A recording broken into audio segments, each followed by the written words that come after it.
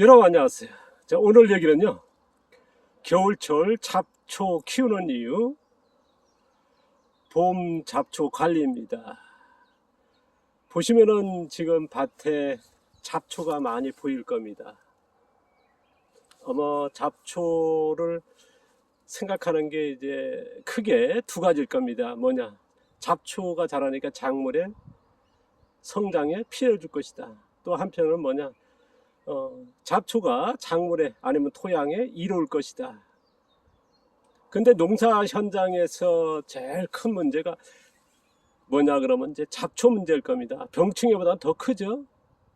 잡초는 어쨌든 작물을 압도하니까요. 그러다 보니까 이제 작물 성장에, 그리고 작물을 수확할 목적으로 이제 농사를 짓지 않습니까? 그런데 작물 수확에서 제일 큰 장애가 잡초가 된다는 건 이미 누구나 아실 겁니다. 그리고 자연농에서 뭐 화학농이나 친환경 유기농 같은 건 뭐 제초제라든가 친환경 제초제 아니면 잡초 매트, 그런 비닐로 해서 뭐 그 외에도 여러 가지 있지 않습니까? 뭐 가스통으로 해서 가스로 해가지고 뭐 지진다든가 여러 방법으로 하는데요.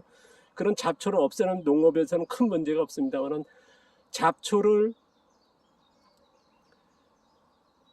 예초하는, 이제 김매기하는 농사를 짓는 분들에게는 아마 잡초는요 정말 제일 힘든 노동과 그 다음에 고난일 겁니다. 이것 때문에 이제 잡초 때문에 많이 피해를 보고 포기도 많이 하고 생산량도 급급하는, 아마 자연농에서 제일 포기가 많은 이유가 뭐냐면 잡초 문제일 겁니다. 그러다 보니까 지금 자연농에서 보면 이제 잡초 매트, 비닐 사용이 굉장히 많아진 이유가 그거거든요. 뭐 그거에 대해서 뭐 틀렸다 맞았다 하는 건 아니고요.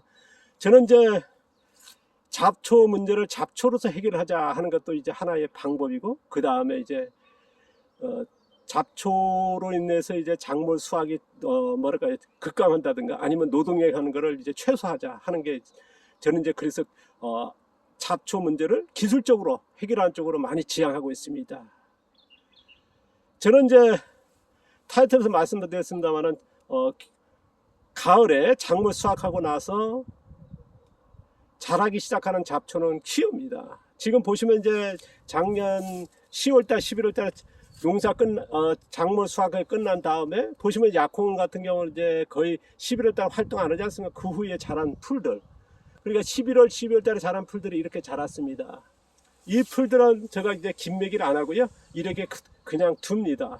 보시면은 이제 풀들이 많이 자랐지 않습니까? 그리고 그 풀들이 뭡니까? 이제 꽃대가 올라오고, 그리고 꽃대가 올라오고 씨앗이 맺힐 시기가 됐습니다. 아직은 씨앗을 안 맺겠습니다만은 뭐 빠른 거는 이제 그 정도로 이제 접어들고 시작하는데, 보시면 이제 풀들이 많습니다.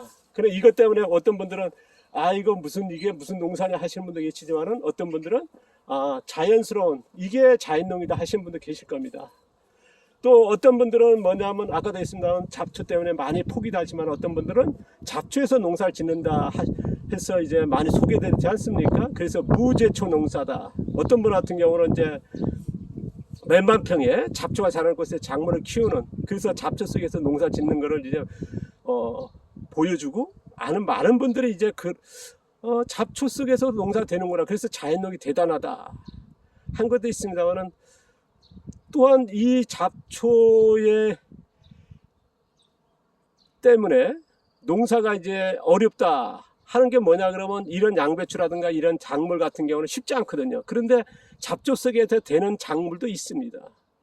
어떤 영상을 보니까 이제 몇만 평 하신 분은 보니까 그 보여진 영상에 보인 작물은요, 그 잡초에서 가능한 작물이었습니다. 근데 그 영상에 안 보였던 뭡니까, 다른 작물 같은 경우는 밭갈이 하고요, 그 다음 비닐 씌우고 농사 짓더라고요. 그러니까 몇만 평의 자연농에 그런 잡초에 그런 것들이 있더라는 거, 그만큼 잡초는 쉽지 않다 하는 게 저희 생각입니다. 그래서 저는 이제 잡초를 어떻게 해야 할까 하는 게 제일 걱정이기도 하고, 그 노동력 때문에 어쨌든 제일 힘든 건 사실이거든요. 그래서 제가 이제 보여드릴 건 뭐냐면, 봄에 됐습니다. 지금 봄이 되니까 이제 가을에 큰 잡초들이 이렇게 득세했고 작물을 완전히 압도하지 않습니까? 그리고 작물 심은 데는 아예 잡초가 이제 작물을 덮어버리고 있습니다. 그러면 잡초를 그러면 그냥 둘 거냐, 아니면 어떤 방식으로 제거할 거냐, 아니면 어떤 방식으로 이용할 거냐 한데요. 저는 이제 뭐 다른 거 이용하고 무슨 것도 없고요.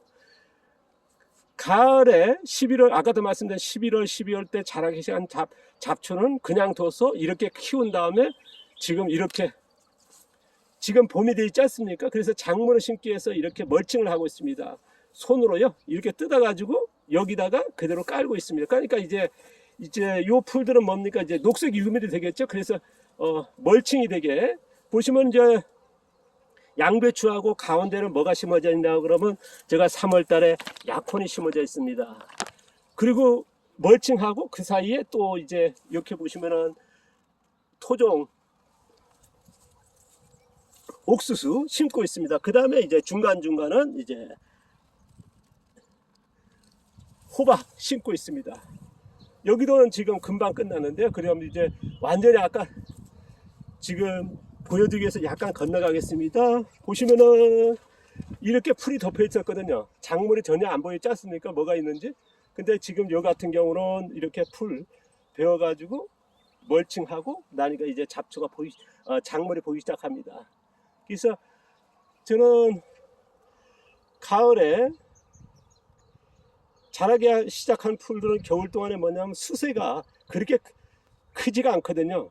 대개 전대 봄에 같은 경우는 여름에 자란 풀들은 봄에 자라기 시작해 여름 자란 풀은 작물을 빨리 압도해 버립니다. 왜냐하면 온도가 따뜻하고 뭐 수분이 많다 보니까요. 그래서 그때는 또 잡초 관리가 또 다른데요. 그거는 이제 그때 가서 얘기하고요. 어쨌든 가을에 자라기 시작한 풀들은 이렇게 키웠다가 겨울 내내, 그리고 지금 4월 말이지 않습니까? 5월 초입니다. 자, 5월 오늘 1일인데요. 작물 심을 때 되니까 풀들을 그대로 제가 이제 홈이라든가 무슨 거 없이 그냥 손으로 훑고 있습니다. 그럼 뿌리도 나오고 그냥 잘라지기도 하거든요. 그러면 이제 이렇게 멀칭하고 그 다음에 이제 따로 멀칭할 필요 없죠. 이게 멀칭이 돼 있으니까요. 그래서 이렇게 작물을 심고 있습니다. 이게 봄에 뭐 잡초 관리란 뭐 합니다만 어쨌든 잡초 관리입니다. 그래서 겨울 풀 키우는 게 저한테는 굉장히 도움이 되고, 그리고 봄에 멀칭이 효과가 있고요.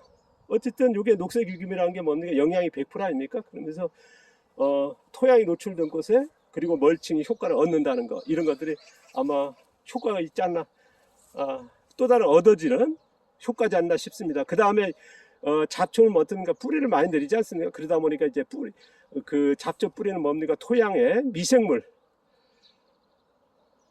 뿌리에 기생하고 있는 금교균이죠. 그러니까 미생물을 토양 깊이 이제 많이 형성시키는 거. 그 다음에 또 그 뿌리가 뭡니까? 이제 유기물이거든요. 토양 속에 유기물을 많이 공급하고, 그 다음에 표면측에 유기물 공급하는, 이 두 가지의 유기물 공급하는 효과가 있는 거.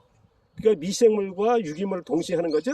그러니까 사람이 할 수 없는, 뭐 지금 뭐 사람이 하기 위해서 뭡니까? 퇴비 같은 거 놔가지고 아니면 뭐 그런 유기물 같은 거 땅을 뒤집고 막 그러지 않습니까? 그럴 필요 없이 이 효과도 얻는 거니까요. 그래서 어떤 때는 이래 잡초를 키워야 된다 하는 이유가 여기 있습니다. 그리고 잡초 활용은 이렇게 한다는 거 말씀드렸습니다. 다음 편은 또 작물 심는 거 또 보여드리겠습니다. 감사합니다. 고맙습니다.